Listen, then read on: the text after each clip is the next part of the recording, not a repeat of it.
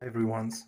Today I read a comment saying that Abkhazia is not Georgia and that Samargalio is not Georgia. Well, is this true or not? Are the mingrelians, svans and Laz not part of Georgia? Have they been forced to join this country? To be honest, no. They willingly decided to unite with Georgia. All of them, including the Laz. But the Laz could not unite at one point because of the Turkish Empire, the Turkish rule.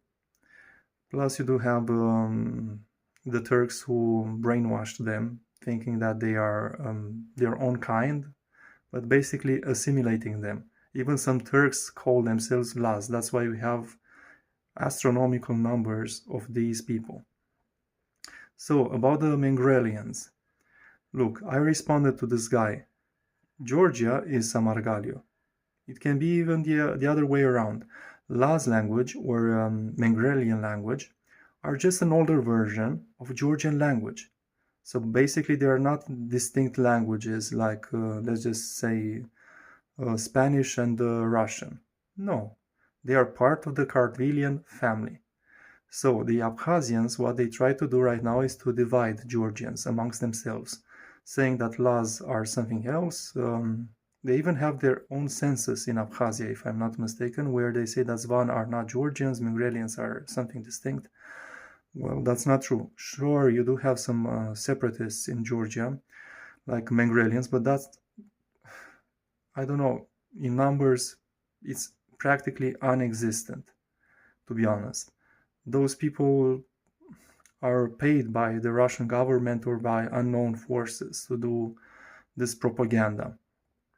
Usually the Laz are integrated in the Georgian society. They speak Georgian language. They are allowed to speak their old language because it's an old language. It's an older version of Georgian language, mixed with some dashes or influences from the Turks, of course, from the empires that ruled them, even from the Circassians, from the north, upper north. So trying to divide them is something basically which is false, fake, a Russian propaganda, and we must not buy it. For instance, the oldest Georgian language out there is the Svan language. We know that for sure. So there you have it. This is my knowledge about the Georgian people. I'm not being paid to do such a video. I do like the Georgian culture. All of the people of the Caucasus, Armenians, North Caucasians, and so on. We must love everyone around us. I think you can find good in every people of the Caucasus. It doesn't matter what they did in the past and things like that. It does matter, sure, but if we want to carry on, we must forgive and forget. And for that, we must also have peace with each other. Let me know if you enjoyed this video. Please subscribe to my channel and give me a like. About the church matter, well, I don't think that the Mingrelians should have their own metropolitan, how do you say, bishop? Yeah, bishop. They are integrated in the Georgian society.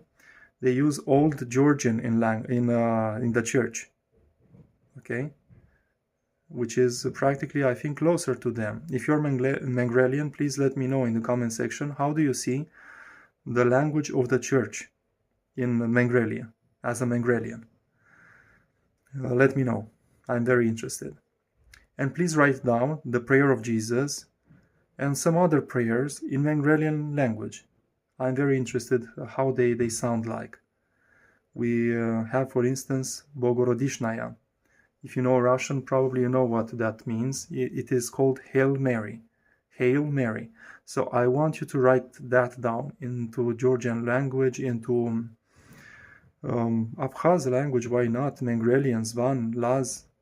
You know, you're basically too small to have your own countries, to be honest. What would it mean for us Romanians to divide, or for other small countries to divide? This is a thing of the Russians. Divide and conquer. Divide and conquer.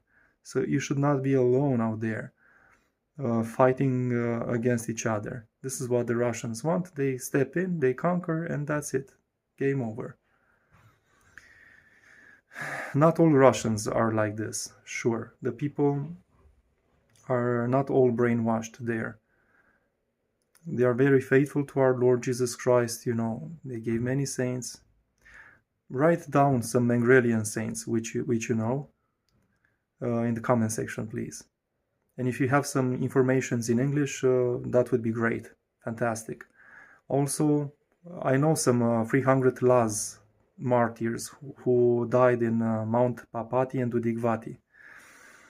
This is how the church of Lazeti ended in the 18th century. So they were Christians till the 18th century, and some in Georgia even remain to this day. A part of Lazeti, a small part of this ancient Georgian kingdom, is in the side of Georgia, and they are Christian Orthodox. I heard some Christian carols. This language is so beautiful. I think it's one of the most melodical languages out there. Sometimes when I listen to Laz music, I have in my mind some Indian music. Hope you don't go after me because of this. So this is my knowledge about the people in the Caucasus. Let me know if you embrace my vision. And about Abkhazia, well, Abkhazia belongs to everyone who lives there. To everyone who lives there. This is what I say to the Hungarians. They say Transylvania is ours. We were first there because this is archaeology and you cannot deny that. Even your chronicles say that. We all know that Magyars come from another place, of course. But to be honest, if they are basically there, we speak of the Germans, the Gypsies, the Armenians. There are many people living in Transylvania. This means that the land belongs to everyone who lives there. Sure, they are part of a government, of the Romanian government, but they are respected as minorities. They have more rights than the Romanians had under the Hungarian kingdom. Let's not forget that. Many churches were erased from the face of the earth because the Hungarians tried to erase our identity. So I think this is a punishment from God for the Hungarian nation. Sure, Romanians also have their sins, like abortions. We have the most abortions in the world. Sorry for going so much in the subject and so deep, but I think the Abkhazia belongs to everyone who lives there. That's why it should have autonomy under Georgia, because basically they say they are independent. That's a fake statement. They cannot be independent without depending on Russia. Sure, you have tourism, but you cannot sustain yourself only with tourism. You need gas, you need the energy, you need a lot of basic things which you don't find in Abkhazia. Abkhazia doesn't have like everything in the world. It's beautiful, but it doesn't have everything in the world. First of all, it is poor because it does not have the Georgians. 300,000 Georgians have been displaced from their homes. Sure, you'll say that Stalin was the one who colonized Abkhazia. That's not basically true. Stalin also persecuted Georgians, especially the Georgian church. They gave a lot of saints. So Stalin didn't like anyone. Basically, he didn't like Orthodoxy, he didn't like the Christian church. So to say that he favored Georgians, that's a lie. I don't know. Prove me wrong in your comment section over here, in the comment section over here. God bless you all. Whether if you are Georgian or Abkhazian, you should make peace with each other. And it's a win, not a loss, if you are together. Look at Adjara, what it become. Adjara, it is so beautiful. It's autonomous in Georgia, and practically they're not Soviet as they used to be.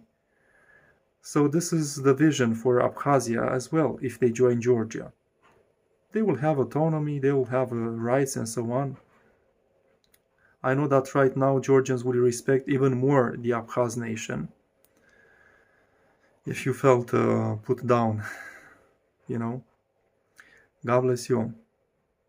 This is me talking too much about political matters somehow.